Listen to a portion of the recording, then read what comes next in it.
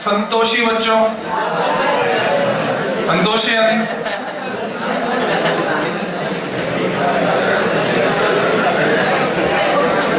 संतोषी होना चाहिए नहीं होना चाहिए?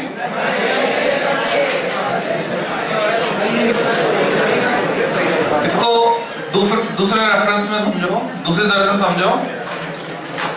जो कुछ तुम्हारे पास है उसको पूरी तरह से यूज करके, खुश तो हमेशा रहना ही चाहिए, पर उसको 100% यूज में ले पाए। ऐसा नहीं कि बेकार पड़ा रहे, जो कुछ तुम्हारे पास है उसको यूज कर पाए और फिर संतुष्ट रहे। पर इसका मतलब कभी भी ये नहीं होता कि आगे और तरक्की नहीं करनी, है ना। तो ये शब्द छोटे छोटे होते हैं पर इनके जो अर्थ हैं वो बड़े बड़े होते हैं। तो उसको समझने में कई शब्द तो ऐसे होते हैं पूरा समझने में पूरी जिंदगी भी लग जाती है। तो जितना डेप्थ में जाओगे उतना तुम्हें और क्लियर होता जाएगा मीनिंग, संतोषी होने का मतलब क्या होता है।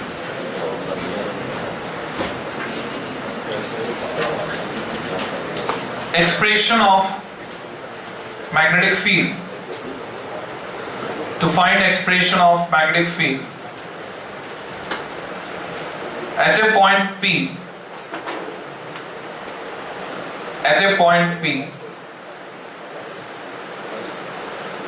situated at distance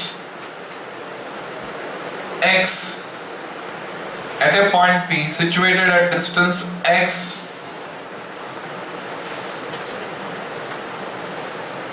from center of a current carrying loop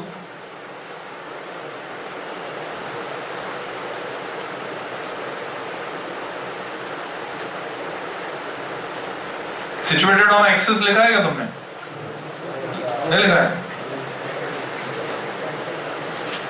तुमने लिखा है to find expression of magnetic field at a point P situated at distance x from center of a current carrying loop on its axis.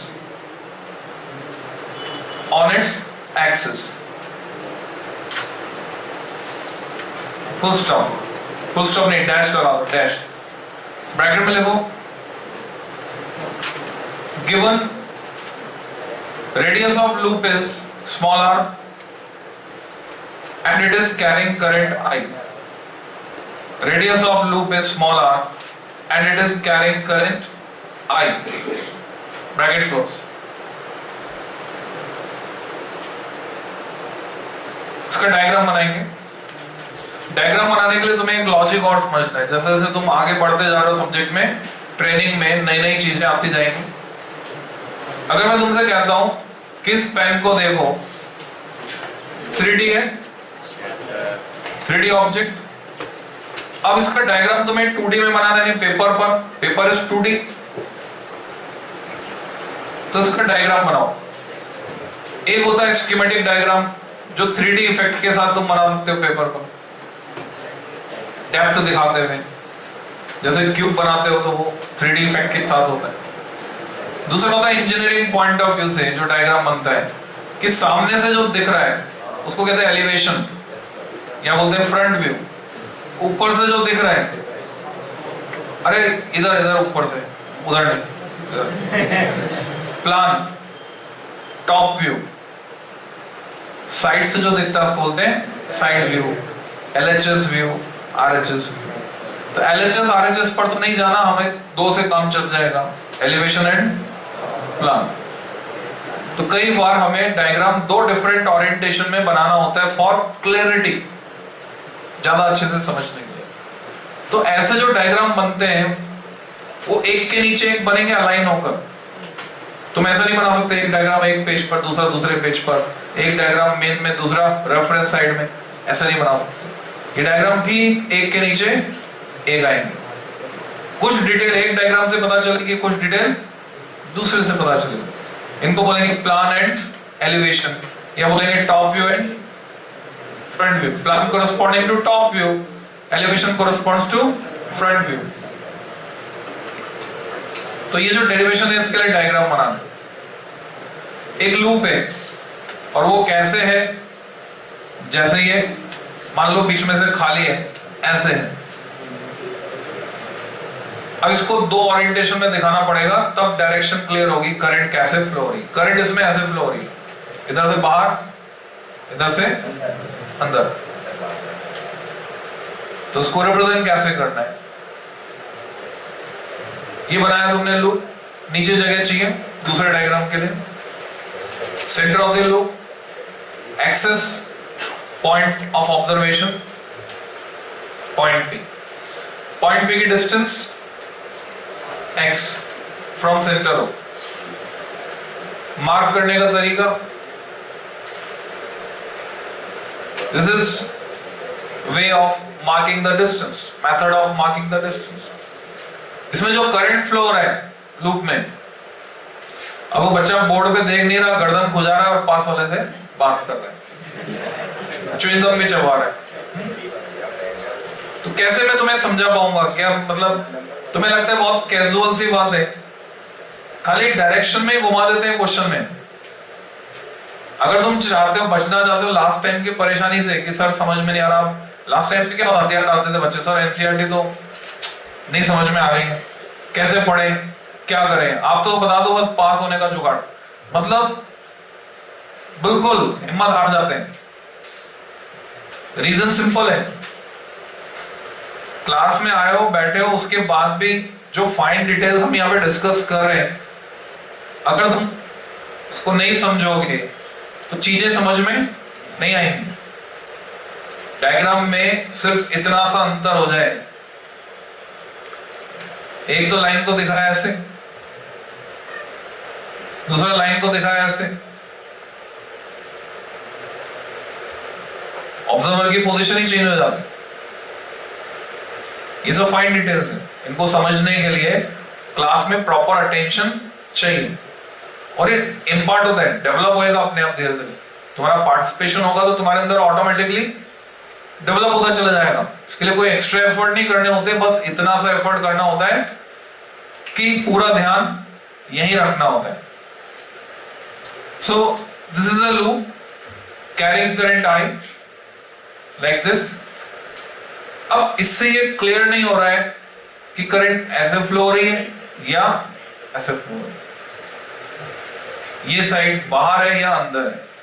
वैसे जब हम इस line को form बना रहे हैं, यानी ये लाइन इस लूप के इस हिस्से को काटते हुए जा रही है, तो इससे तुम ये इंटरप्रेट कर सकते हो कि ये जो वाला हिस्सा है वो पीछे है और ये वाला हिस्सा आगे है। फिर भी फॉर श्योरिटी हम इसी डायग्राम को एक और ओरिएंटेशन में बनाते हैं, ठीक इसके नीचे, और इसमें डायरेक्शंस इंडिकेट कर देते हैं।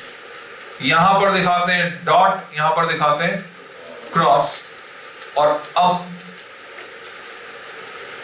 वी आर श्योर, अभी डायरेक्शन में हम क्लियर कि करंट कैसे फ्लो होता है।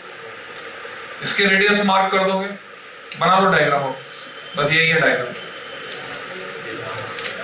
रेडियस इज स्मॉलर, यहां दिखा सकते हैं स्मॉलर, सेंटर हो। डिस्टेंस को दिखाने का एक तरीका ये भी है, इसी लाइन को यूटिलाइज कर सकते हो, आर, जो तुम्हें सूटेबल लगे, क्योंकि बहुत मल्टीपल मेथड्स तुम्हारे पास अवेलेबल होंगे। हाँ, x, so it is x.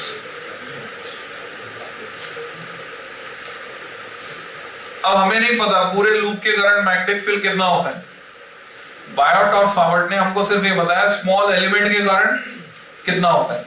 तो मैं ये मान सकता हूं ये लूप बहुत छोटे छोटे एलिमेंट से मिलकर बना है, और ऐसे कोई दो सिमेट्रिकली सिचुएटेड एलिमेंट्स मैं इस लूप में कंसीडर करता हूं।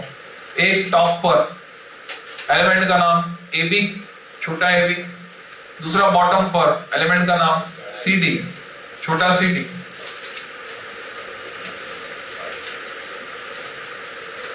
इस स्मॉल एलिमेंट के कारण पॉइंट पी पर जो मैग्नेटिक फील्ड होगा,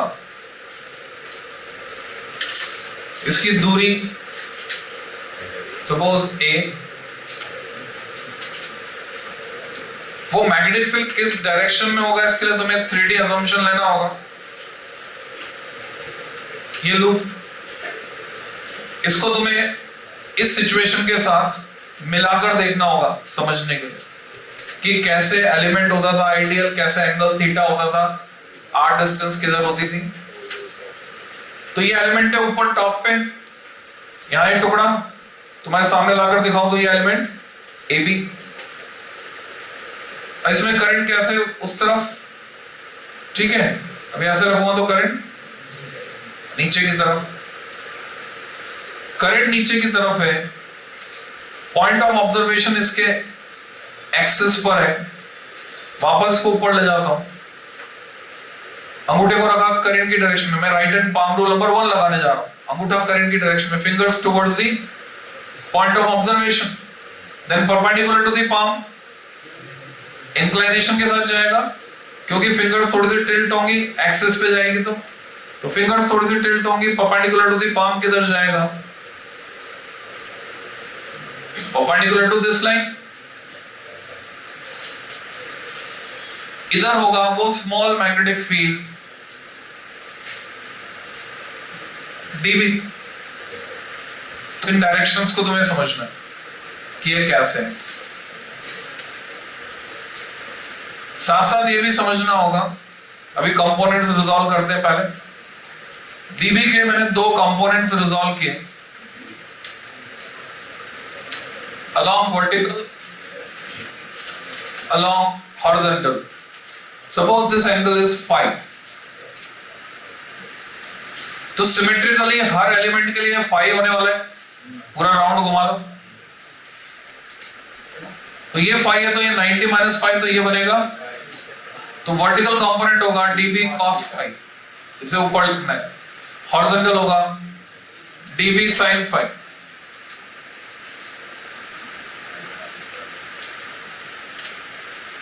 सिमेट्री है, नीचे वाला जो एलिमेंट है CD, उसकी वजह से मैं डॉटेड लाइन से दिखा रहा हूं, ये लाइन होगी, मैग्नेटिक फील्ड होगा perpendicular to this line, magnitude same होगा dB, कंपोनेंट हॉरिजॉन्टल डायरेक्शन में ऐड हो जाएगा, वर्टिकल डायरेक्शन में कैंसिल हो जाएगा। So now diagram is complete, नीचे वाले में वो डिटेल दिखाने की जरूरत नहीं, अब हम डेरिवेशन कर सकते हैं।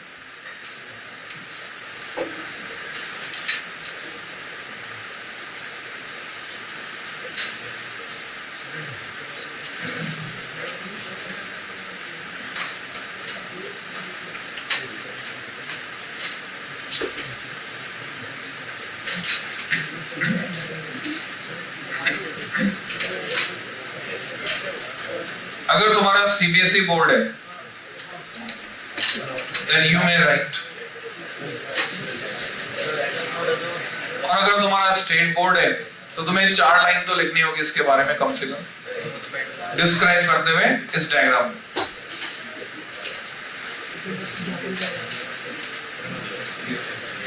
SID डॉट डैश डैश लिखने के बाद तुम लिख सकते हो considering the loop to be made of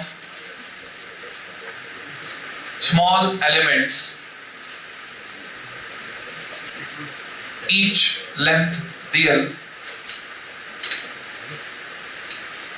diagram में भी मार्क कर दो, ये जो लेंथ है AB की वो है dl, तो करंट है I और एलिमेंट है dl, तो करंट एलिमेंट क्या हुआ आइडियल, दोनों का product, each of length dl, comma, it is clear from the figure that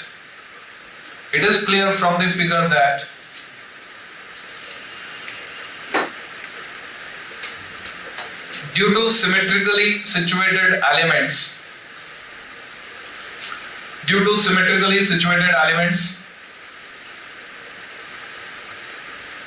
vertical components get cancelled, vertical components of magnetic field get cancelled due to symmetrically situated elements, vertical components of magnetic fields get cancelled while horizontal components get added.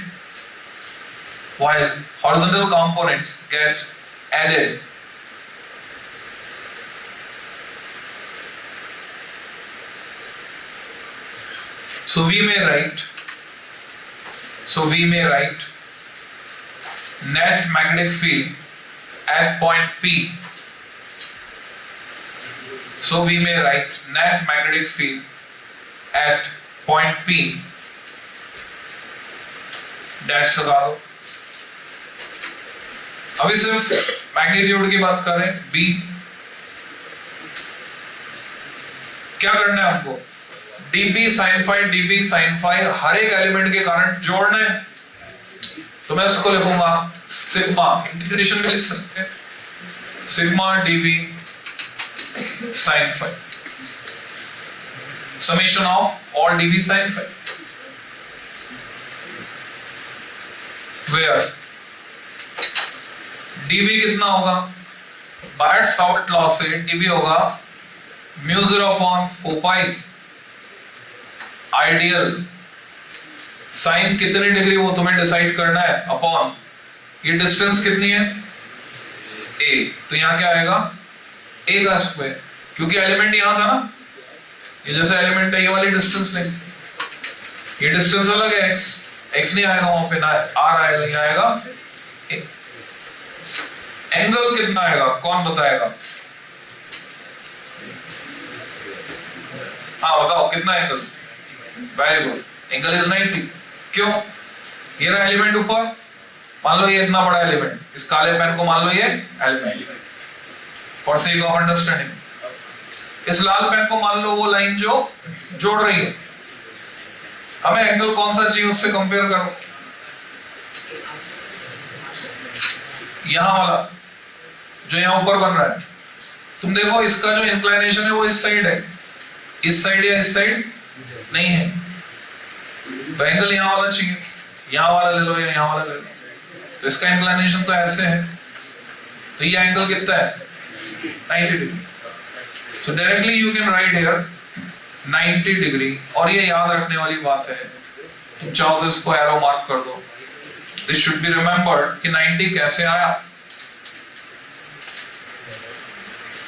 सो ये value रख दो ऊपर. जैसे integration से constant सब बाहर निकल जाते हैं, यहां भी म्यू 0/4 पाई कांस्टेंट, समेशन से बाहर आ जाएगा. Current I constant, a square constant, summation से बाहर. तो अकेला वेरिएबल क्या है? dl. sin phi भी कांस्टेंट है क्योंकि phi राउंड, पूरे राउंड में सेम है. तो sin phi कितना है? Perpendicular r upon hypotenuse a. sin phi की वैल्यू लिख रहा हूं मैं, r/a is value for sin phi. अगर तुम्हें समझ में नहीं आया तो रेफरेंस साइड में मेंशन कर सकते हो. sin phi is r/a. बाकी जो बचा वेरिएबल वो सिर्फ dl है, वो चला जाएगा सिग्मा के अंदर. बाकी कांस्टेंट सब बाहर आ गए. नेक्स्ट स्टेप, dl सारे टुकड़ों को जोड़ दो. Circumference of the loop 2 pi r. 2 पाई ऊपर आया, नीचे 4 पाई के स्टेप दिमाग में चला लो, खा जाओ. तो ऊपर आया म्यू 0 i r स्क्वायर, नीचे आया ट्वाइस ऑफ a क्यूब.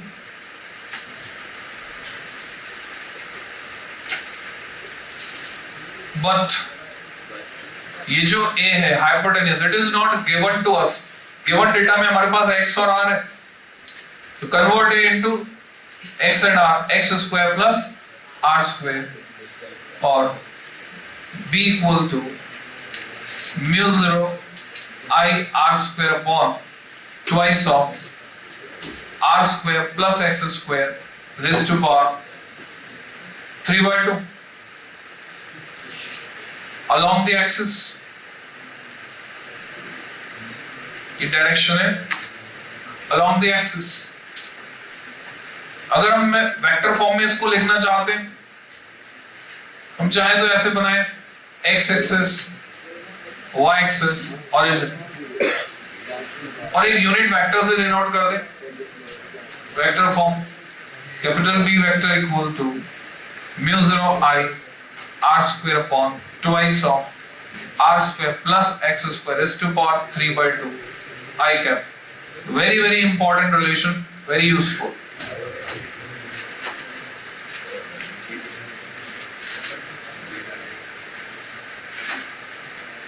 तीन नंबर का डेरिवेशन कंप्लीट हो गया. इसमें स्पेशल केस लगाकर स्पेसिफिक कंडीशंस पता कर लेंगे. जो भी बात समझ में नहीं आई, एंगल कोई समझ में नहीं आया, पूछ लो, हाथ ऊपर करो और पूछ लो. बोलो. हाँ, 90 डिग्री ऐसे हुआ कि वो जो लूप है,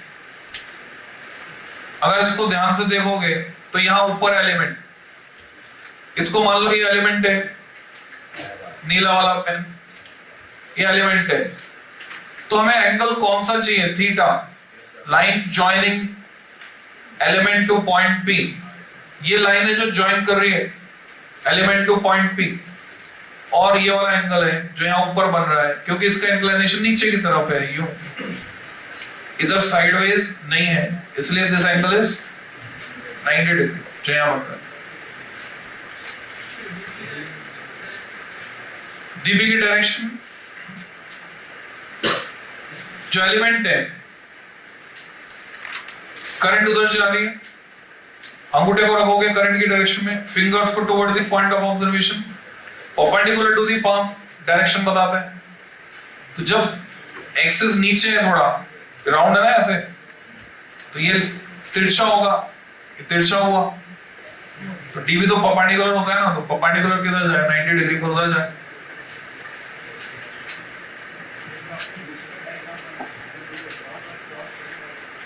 ये करंट जो है यहां से, यहां से लूप 3D में है, करंट इधर से बाहर जा रही है, उधर से कैसे दिखाएंगे? बाहर, अंदर. Clear? Special case. Special case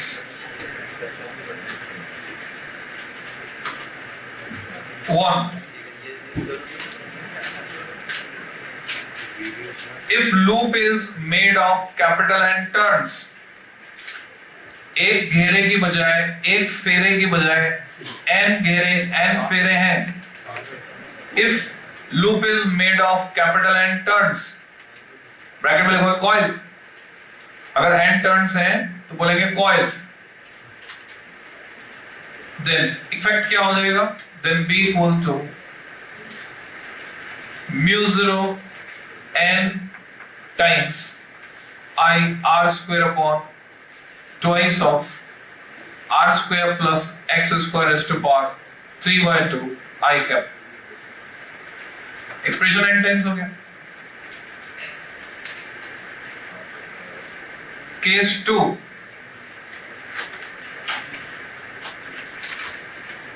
at the center of the loop, अगर तुम्हें मैग्नेटिक फील्ड एक्सिस पर पता करने की बजाय पता करना हो at the centre of the loop, point P situated है centre of the loop, P coincide with O, x equal to 0 रख दो इसमें, B equal to mu 0 I. भाई मैं लूप की बात कर रहा हूं ना, कॉइल की बात करूंगा तो म्यू 0 Ni. तो ऊपर r स्क्वायर, नीचे x तो 0 हो गया, तो r स्क्वायर दो, r क्यूब बचेगा, एक पावर खत्म हो जाएगी या दो पावर खत्म हो जाएगी, क्या बचा? 2r. This become the expression mu 0 I upon 2r.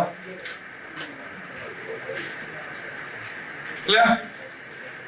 तो हमने बायर्स-सावर्ट्स लॉ की एप्लीकेशंस पढ़ ली. Applications are over. अब इन एप्लीकेशंस की भी एप्लीकेशंस, यानी क्वेश्चन कैसे सॉल्व करेंगे इन फॉर्मूले की मदद से, किस किस तरह के सवाल बनेंगे. फिर से तुम चाहो तो गेम की तरह खेल सकते हो, वीडियो गेम, डिफरेंट लेवल्स.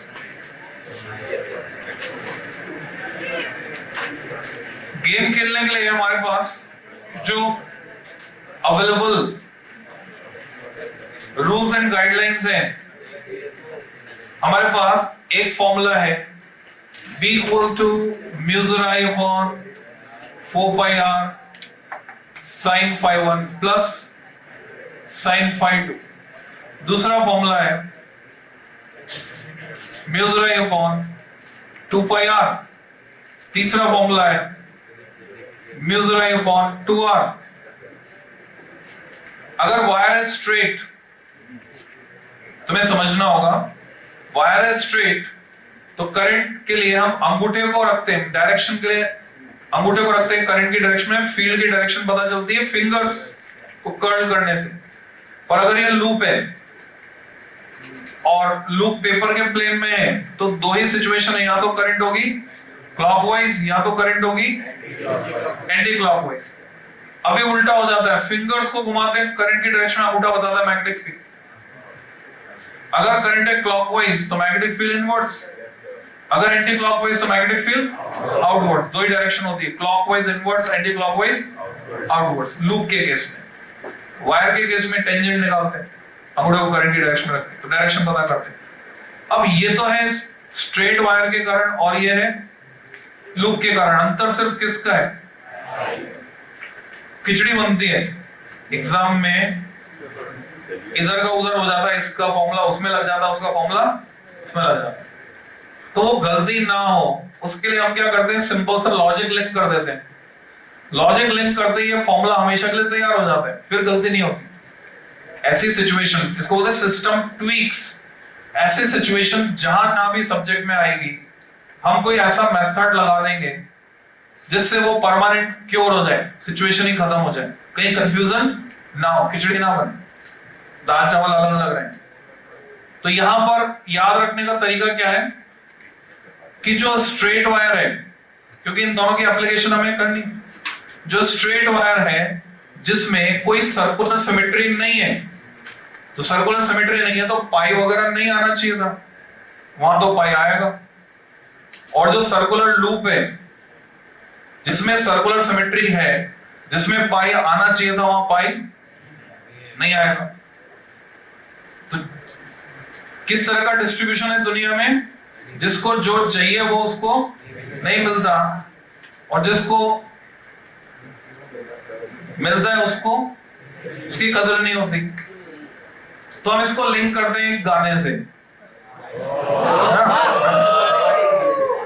कभी किसी को मुकम्मल जहां नहीं मिलता, कहीं जमीन तो कहीं आसमान नहीं मिलता।